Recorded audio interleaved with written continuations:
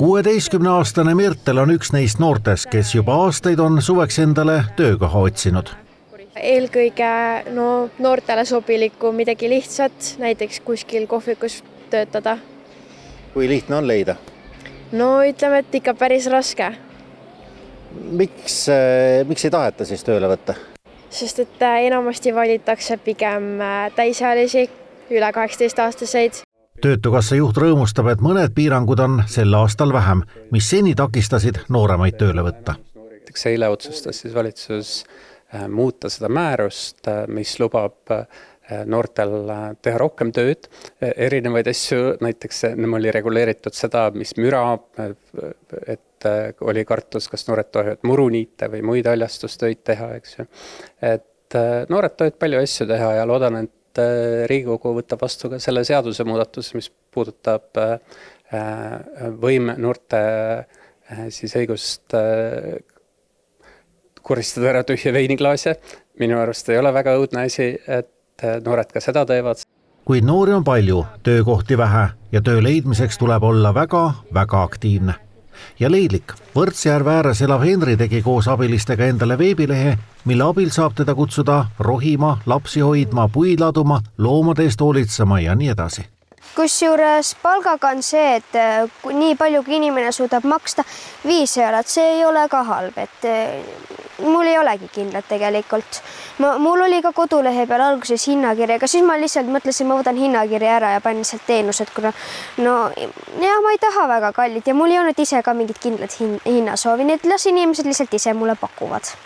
Mirteli ema ütleb, et ega noortel polegi tihti palgasoovi, vaid soov kogemusteks, suhtluseks, enese arendamiseks ja ettevõtjad peaksid mõtlema kastist välja. Ja see ei pea olema kindlasti välja kujunenud kohviku teenindaja, vaid võib-olla tõesti, et kui ta on ka laulja, et siis ta saab panustada ennast kohvikusse tulla laulma või mingit pilli mängima, instrumenti või on ta kunstnik, et ta pakub seal kuskil mingisugust kunsti teha, kas või reklaamina. Töötukassa võtab ise sel suvel erinevatele töödele 13–17-aastasi noori ja kasutab ära just seda, et noored oskavad aidata seal, kus vanemad ei saa.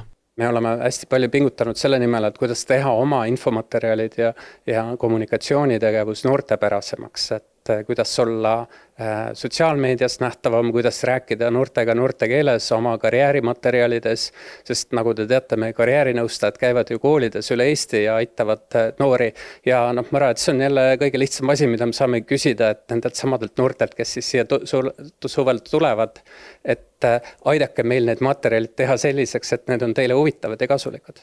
Kuid Töötukassa võtab 50 noort suveks appi, kokku on noori aga tuhandeid. No ikka väga mitmed Tallinna kohvikud ja jäätise kohvikud sai läbi küsitletud, et kas saaks tööle ja samamoodi olen ka kuulnud, et tuttavad on otsinud ja lõppude lõpuks põhiliselt ei olegi leidnud, et lõpetab ikka mingi tööga, mis on vanemate kuskil tuttavate jaoks koristamine või lapse hoidmine. Kui kaua see aega võttis siis mõnikord töö leidmine, räägime päevadest, nädalatest? Nädalatest, kuudest. No ikka päris väga pikalt. Noortele sobivate kohtade nappus pärineb koroona-ajast, nendib Töötukassa juht.